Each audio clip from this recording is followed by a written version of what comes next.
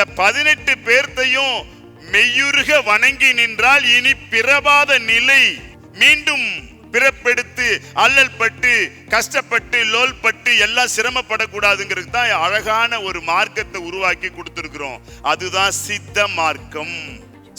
சித்தர்களை வணங்க சொல்லி சொல்றோம். ஏன் சித்தர்களை வணங்கணும்னு கேட்டா, விதியை மாற்றும் வல்லமை இவர்களிடத்திலே உண்டு.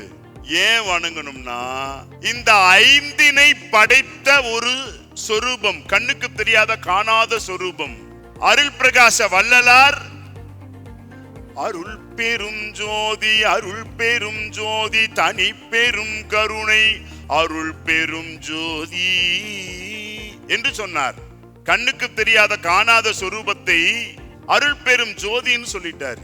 1400 ஆண்டுகளுக்கு முன்னர் வாழ்ந்த ஸல்லல்லாஹு அலைஹி முஹம்மது ஸல்லல்லாஹு அலைஹி வஸல்லம்னு சொல்லக்கூடிய நபிகள் நாயகம் ஏக இறை, எல்லா இடத்திலும் இருக்காங்க அப்படின்ட்டாங்க. ஒரு இடத்துல கூட இல்லாம இல்ல. பக்த பிரகலாதன்ல சொல்லுவாங்க, தூணிலும் இருப்பார் துரும்பிலும் இருப்பார்.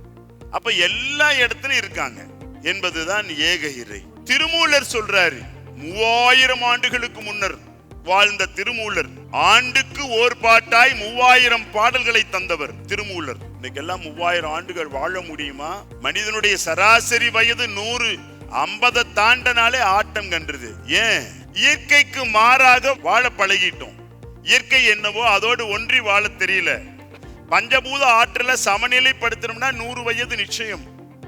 இதை சமநிலைப்படுத்த தெரியலன்னா எல்லாம் நமக்கு வந்துடும். கேட்காததெல்லாம் வரும். நாம் எதெல்லாம் விரும்பலையோ அதெல்லாம் நமக்கு வந்துடும்.